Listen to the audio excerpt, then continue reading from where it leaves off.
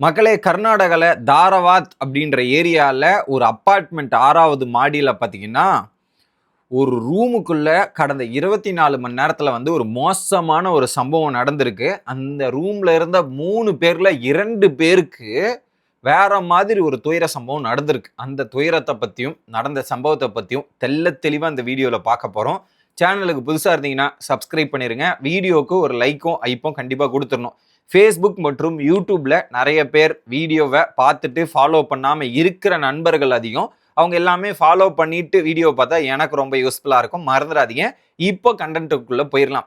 பட்டு கொஞ்சம் ஒரு மாசமா இந்த மாதிரி டாபிக்லாம் நம்ம நிறைய ஃபோக்கஸ் பண்ணுறதால கர்நாடகாவில் எவ்வளோ இன்சிடென்ட் நடக்குது, என்னடா இது டிஃப்ரெண்ட்டாக பண்ணுறீங்களேடான்ற மாதிரி இந்த ஒரு கிரைம் ஸ்டோரி ஒரு டிஃப்ரெண்ட்டான ஒரு கிரைம் ஸ்டோரிஸாக இருக்க போகுதுன்றதை ஸ்டார்டிங்லேயே ஹைலைட் பண்ணிடுறேன். ஓகே, செவ்வாய்க்கிழமை இப்போ போச்சு இந்த வாரம், ஜூலை 14 செவ்வாய்க்கிழமை. ஓகே, அன்னைக்கு அந்த Renuka Stella apartment Karnataka university ரோட்ல இருக்கு. ஓகே, அந்த அப்பார்ட்மெண்ட்ல 6வது ஃப்ளோர்ல வசிக்கக்கூடிய நபர் தான் கிரண். 45 வயசான கிரண், அவங்களுக்கு மனைவி இருக்காங்க. 42 வயசான பிரியங்கா, அவங்களுக்கு ஒரு 8 வயசுல ஒரு பையன் இருக்கிறான்.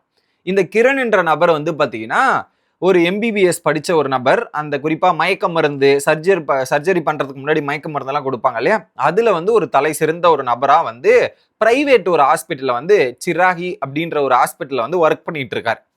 பிரியங்கான்ற நபரும் எம்பிபிஎஸ் கிராஜுவேட்ஸ், 2 பேருமே எம்பிபிஎஸ். இது ஒரு வழக்கம் இருக்குது மக்களே. எம்பிபிஎஸ் தான் கல்யாணம் பண்ணுவாங்க, இல்ல மருத்துவத்துறையை சார்ந்துதான் கல்யாணம் பண்ணுவாங்கன்ற ஒரு வழக்கம் நான் நிறைய கேள்விப்படுறேன் இப்போ ரீசெண்ட் டைம்ஸ்ல. அதன்படி இவங்க ஒரு எம்பிபிஎஸ். அவங்க பாத்தீங்கன்னா குறிப்பா எம்எஸ் ஐ சம்பந்தப்பட்டதுல பயங்கர ஸ்பெஷலிஸ்டா இருந்திருக்கிறாங்க. இந்த 3 பேர் தான் அந்த அப்பார்ட்மெண்ட்ல வச்சுட்டு இருக்காங்க. அன்னைக்கு செவ்வாய்க்கிழமை பாத்தீங்கன்னா கிரணுக்கு ஏகப்பட்ட நம்பர்ல இருந்து கால் வருது. அவங்க ஃப்ரெண்ட்ஸ், ரிலேட்டிவ்ஸ், எல்லாரும் கொலீக்ஸ்ல இருந்து எல்லாருமே கிரணுக்கு கால் பண்றாங்க. கிரணுக்கு கால் பண்ணும்போது பல மணி நேரம் அந்த போன் எடுக்காம இருந்திருக்காங்க. ஒரு பாயிண்ட்ல அந்த போனை அட்டன் பண்ணி பிரியங்கா பேச ஆரம்பிக்கிறாங்க. பிரியங்கா பேசும்போது என்ன பண்றாங்கன்னா, அவங்க ஃப்ரெண்ட்ஸ் கிரண் எங்க போயிருக்காரு, இதா போயிருக்காருன்னு கேட்கும்போது ஒவ்வொருத்தர்கிட்டையும் ஒவ்வொருத்தர் காரணத்தை சொல்லியிருக்காங்க. ஐ மீன் அவர் வெளியே டியூட்டிக்கு போயிருக்காரு, ஹாஸ்பிட்டல் இல்ல அவே டியூட்டிக்கு போயிருக்கிறார் அப்படின்ற மாதிரி சொல்றது, இல்ல இப்பதான் வீட்டை விட்டு வெளியே போனாருன்றது. ஸோ ஒவ்வொருத்தர்கிட்டையும் ஒவ்வொரு காரணத்தையும் சொல்லிடுறாங்க. ஸோ இவங்க என்ன இதே மாதிரி டியூஸ்டே ஈவினிங் நடக்குது, மறுநாளும் அப்படியே நடக்குது. ஸோ புதன்கிழமை கரெக்டா ஜூலை 15 புதன்கிழமை இது இவங்களை சஸ்பெக்ட் ஆக்குற மாதிரி தோணிருக்கு அவங்க ஃப்ரெண்ட்ஸுக்குலாம். என்னது இது இப்படியே நடந்துட்டு இருக்கு, எந்த ரெஸ்பான்ஸும் அவர்கிட்ட இருந்து வரல, நேத்து பண்ணியிருக்கோம் இன்னைக்கும் வரலையேன்ற மாதிரி தெரிஞ்சு என்ன பண்றாங்க, கிரணோட 6 ரிலேட்டிவ்ஸ், ஓகே ஃப்ரெண்ட்ஸுக்குள்ள, அவங்க எல்லாம் என்ன பண்றாங்க, கிளம்பி அந்த அப்பார்ட்மெண்ட்டுக்கு போயிருவோன்ற மாதிரி அந்த அப்பார்ட்மெண்ட்டுக்கு கிளம்பி வராங்க. அந்த அப்பார்ட்மெண்ட் அந்த வீட்டு ரூம்ல கூட போய் பார்க்கும்போது பாத்தீங்கன்னா அவங்க அந்த பிரியங்கான்ற நபர் பெட் மேல படுத்துக்கிட்டு ரீல்ஸை பார்த்துட்டு இருக்காங்க.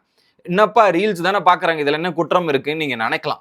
ஆனா ரீல்ஸ் பெட்டுக்கு பக்கத்துல நடக்கிறதுங்கிற சம்பவம் தான் ரொம்ப மோசமே.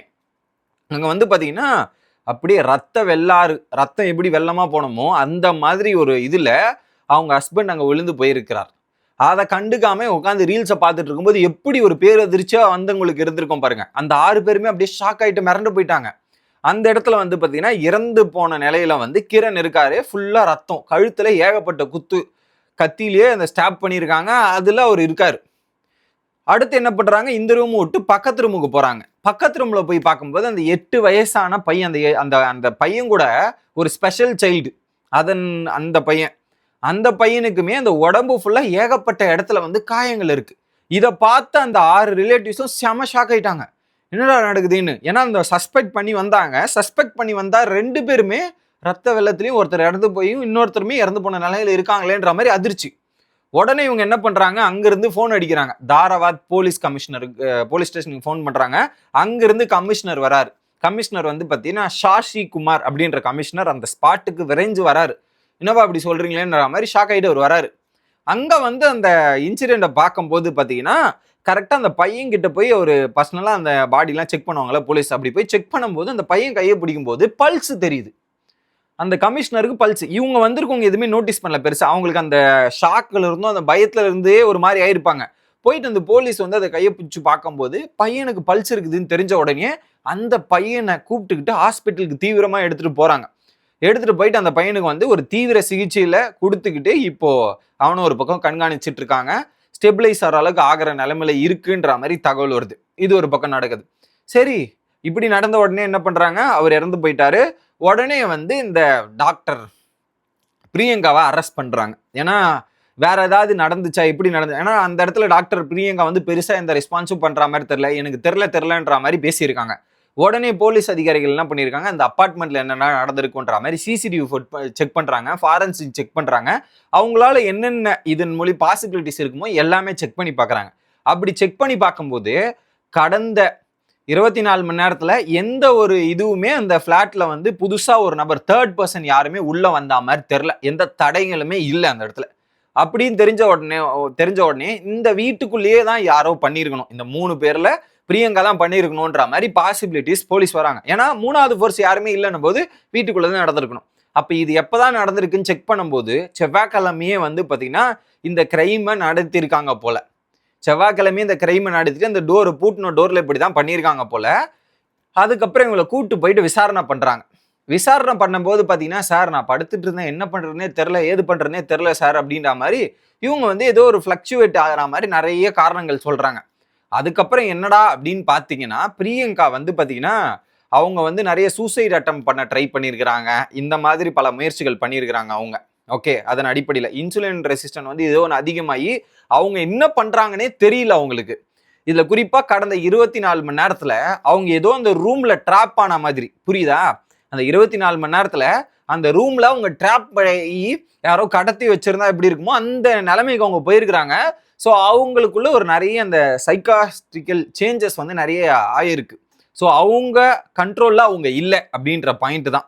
அதனால தான் அவங்க அந்த ரூம்ல ட்ராப் ஆயிருக்கும் தெரிஞ்சு அங்கிருந்து தப்பிக்கணும்ன்ற முயற்சியில தான் அந்த 2 பேருமே இந்த நிலைமைக்கு பண்ணியிருக்கிறாங்க அவங்க அப்படின்றது இந்த இன்வெஸ்டிகேஷன்ல தெரியுது. இது ஃபர்ஸ்ட் செட் ஆஃப் இன்வெஸ்டிகேஷன்ல. இன்னும் ஃபர்தரா என்னெல்லாம் நடந்துச்சுன்றது பொறுத்து இருந்து பார்த்தா தான் தெரியும். குறிப்பா அந்த ஒரு பையன் இருக்கான் இல்லையா, அந்த பையனுக்கு ட்ரீட்மெண்ட் கொடுத்து அந்த பையன் அடுத்த கட்டத்துக்கு வந்து பேச ஆரம்பிச்சா இன்னும் பல உண்மைகள் வெளியே வந்து தெரியும் அப்படின்ற மாதிரி தகவல் இருக்கு.